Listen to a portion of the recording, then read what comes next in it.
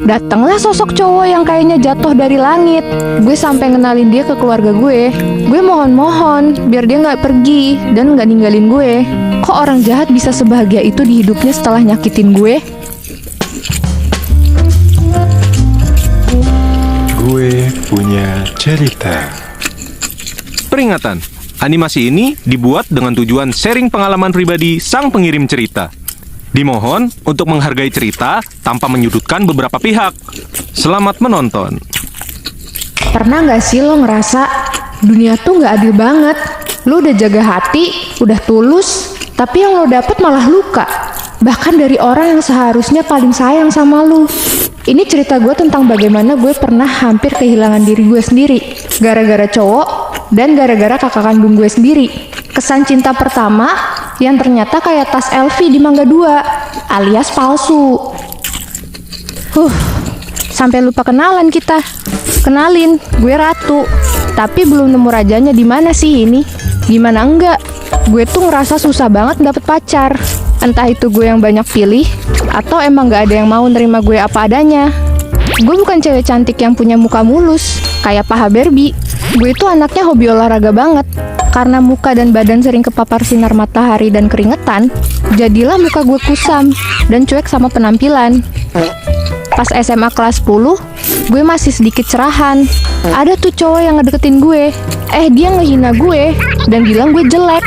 Seketika itu juga kepercayaan diri gue anjlok ke titik 0. Gue jadi insecure duluan kalau ada yang mau deketin gue. Jadi gue nikmati hari-hari dengan sekolah dan seru-seruan sama temen gue. Tapi di dasar hati yang terdalam, gue masih pingin ya kayak cewek-cewek lain punya pacar. Pengen banget disayang, diperhatiin dan dimanja. Cialah, gaya bener pensil Inul satu ini. Setelah tamat SMA, gue bertekad kalau gue harus punya pacar pas kuliah nanti. Bener-bener kuliah jadi momen harapan baru buat gue. Seiring berjalannya waktu, gue udah duduk di bangku perkuliahan nih. Selama gue kuliah, ada sih beberapa cowok yang deket sama gue. Tapi cuma deket sebentar doang. Karena gue masih trust issue aja sama cowok pas SMA. FYI, di kampus gue tuh, gue dinilai cewek baik-baik. Dan orang taunya gue gak pernah pacaran. Sekarang banyak cowok yang deketin gue. Ya gue bersyukur sih. Tapi itu juga yang ngebuat gue takut kalau cowok-cowok yang deket itu cuman pada penasaran sama gue. Bahkan beritanya pernah sampai ke kuping gue kalau ada yang taruhan buat deketin gue. Buset, berasa Raisa ini gue. Kayaknya dari permohonan gue itu semesta denger deh. Datanglah sosok cowok yang kayaknya jatuh dari langit tapi nyangkut di pohon duren dulu. Namanya Bima. Bima ini tipikal cowok yang gue doakan selama ini. Gue ngerasa doa gue kali ini dikabulin deh. Dia sosok yang mandiri, pinter, religius, lucu, dan lumayan ganteng. Ya 1140 lah sama Herjunot Ali. Jadi Bima ini bukan dari circle gue. Nah, itu yang bikin gue tertarik sama dia. Selama 2 bulan deket, Bima nge-treat gue kayak ratu beneran. Dipeluk, dicium keningnya, dan dikasih kabar tiap hari. Yang semuanya itu bikin gue ngerasa berharga. Gue sampai ngenalin dia ke keluarga gue, ke kakak gue, bahkan beberapa kali jalan bareng rame-rame. Tiba-tiba, ada satu cewek di hidup Bima. Gue gak ngerti dia siapa, tapi Bima pegang IG cewek itu. Dan katanya dia gak pacaran sama siapa-siapa, dan gak mau pacaran. Gue yang terlalu sayang sama dia, akhirnya gue tutup mata aja. Dan jujur, gue gak mau kehilangan. Dan udah terlanjur sayang banget sama Bima. Walaupun gue tahu kita gak bakal lanjut ke depannya. Gue cuma mau menikmati waktu yang tersisa sama Bima. Gue bingung harus gimana, karena gue gak pernah pacaran ataupun deket sama cowok sedekat ini. Jadi gue gak tahu cara ngehadepinnya gimana. Suatu hari, gue lagi jalan sama Bima.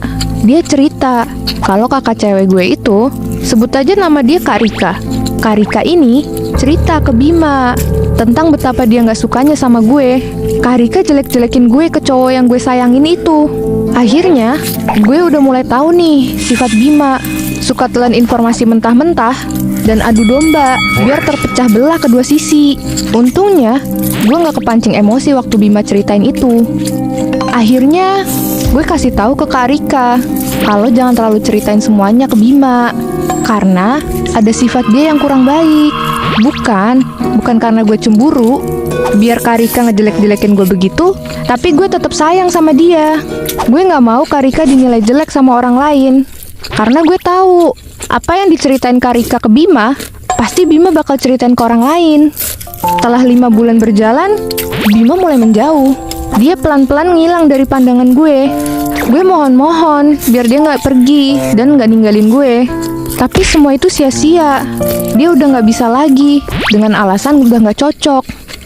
2 minggu berlalu setelah Bima hilang dari hidup gue, dia punya pacar baru.